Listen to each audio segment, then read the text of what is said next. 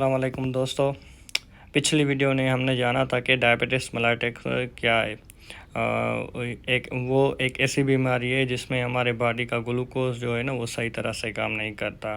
तो आज हम बात करेंगे डायबिटीज़ टाइप 1, मतलब उसके बारे में पढ़ेंगे।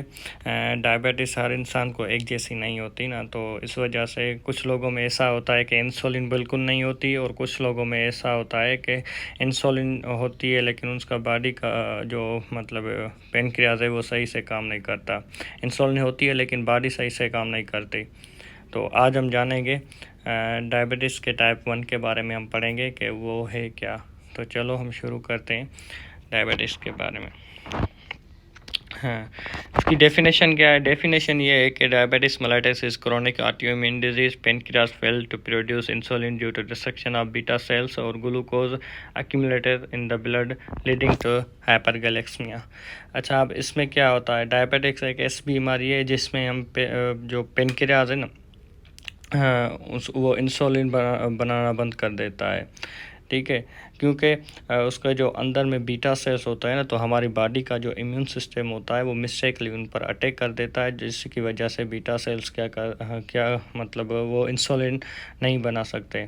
तो उसमें जो हमारे बॉडी में जो होता है ना, तो ब्लड में ग्लूकोज लेवल का मिकदार जो है ना बढ़ जाता है। तो ये थी डेफिनेशन उसकी। मतलब डायबिटीज़ एक ऐसी हालत है जिसमें जिस्म को खुद ही इंसुलिन नहीं बना पाता। सही है ना? तो इसकी इटियोलॉजी क्या हो सकती है? इटियोलॉजी के बारे में हम पढ़ेंगे अभी कि etiology autoimmune destruction of pancreatic beta cells. अब मैंने पहले बताया कि जो इसमें हमारा बॉडी का जो ऑटोइम्यून इम्यून सिस्टम है ना, वो मिस्टेकली अटैक कर देता है हमारे बीटा सेल पे, जिसकी वजह से वो इंसुलिन नहीं बना सकता। जेनेटिक फैक्टर्स भी होता है, इंक्रीज रिस्क, मतलब हमारी फैमिली की वजह से भी हो सकता है। वायरल इन्फेक्शन भी हो सकता है, such as Coxsackie virus many trigger it. Environmental factor like stress and poor lifestyle contribute. Environment की वजह से भी हो सकता है। सही है, क्योंकि मतलब हम उसमें क्या होता है, इन्वायरमेंट का क्या होता है कि हम सही से हमारा हेल्दी खाना नहीं होता है, तो हमारी अच्छी खुराक नहीं होगी, तो इस वजह से हमें भी ये हो सकता है। उसका मेन किरदार जो है ना बीटा सेल्स होता है, जिसकी वजह से वो हमारी बॉडी में पेनक्रियाज नहीं हुए। अच्छा, इसमें क्या बोल रहा है? Cell involve role of beta cells. इसमें बोला है जो सेल इन्वॉल्व है पेनक्रियाज में वो क्या क्या है। तो इसमें होता है pancreas contents isolates of Langerhans with the 3 main cells, alpha cells, beta cells, delta cells. अच्छा, इसमें क्या होता है? अल्फ़ा सेल्स में क्या होता है? Produce glucagon increase the blood sugar. वो अल्फ़ा सेल्स क्या करता है? ग्लूकोज को मतलब ग्लूकोज बनाता है, जिसमें हमारे बॉडी में ब्लड की इंक्रीज शुगर जो होती है वो इंक्रीज़ होती है। और बीटा सेल्स में क्या होता है?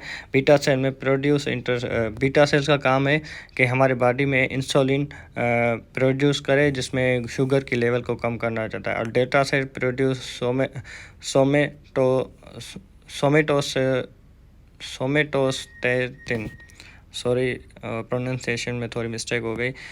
इसमें क्या होता है? वो ये सोमेटोस्टेटिन।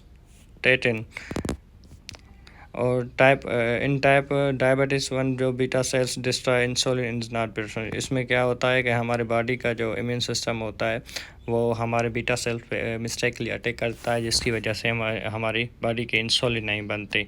अब इसकी पैथोफिजियोलॉजी क्या है? पैथोफिजियोलॉजी क्या है? इसमें autoimmune destruction of beta cells. इसमें हमारे बॉडी का बीटा सेल जो होता है वो डिस्ट्रॉय होता है, insulin secretion becomes very low and absent. हमारी बॉडी में जो इंसुलिन होती है वो मतलब बहुत कम बनती नहीं है।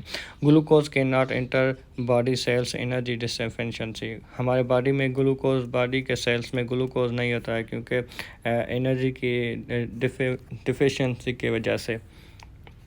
Glucose accumulates in blood hyperglycaemia. और फैट ब्रेकडाउन भी रिड्यूस, कीटोन्स कीटोसाइटोसिस हो जाता है। Result hyperglycaemia, glycosuria, dehydration, fatigue and weight loss, ये सब होता है। अभी इसके साइन एंड सिम्टम्स के बारे में पढ़ते हैं। फ्रीक्वेंट यूरिनेशन, जिसको हम पोलेरिया बोलते हैं, बार बार पेशाब का आना। एक्सेसिव थ्रिस्ट, जिसको हम पॉलीडिस्पीरिया बना, मतलब बार बार प्यास लगना। एक्सेसिव हंगर, बार बार भूख लगना। Sudden weight loss, fatigue and weakness, blurred vision, slow healing of wound and fruity odour and breath ketones. ये थे हमारे इसके साइन एंड सिम्टम्स। अब इसकी ट्रीटमेंट के बारे में हम पढ़ेंगे। Insulin therapy, essential injection of pump. हम जो है ना रेगुलर इंसुलिन मतलब लगाएंगे या इंसुलिन पंप करवाएंगे। डाइट को कंट्रोल करेंगे, avoid sugary food and eat balance meal. हम डाइट को कंट्रोल करेंगे और बैलेंस के हम डाइट का खाना खाएंगे। Regular exercise improves insulin sensitivity. हम रेगुलर एक्सरसाइज करेंगे जिसकी वजह से हमारे इंसुलिन में इम्प्रूवमेंट आएगी। Monitoring regular blood glucose checkup and HbA1c every 3 months. हम ये टेस्ट करवाएंगे, रेगुलर ग्लूकोज टेस्ट भी कराएंगे और ये एवरी 3 मंथ में हम ये टेस्ट कराएंगे HbA1c। इसकी प्रिवेंशन क्या होगी?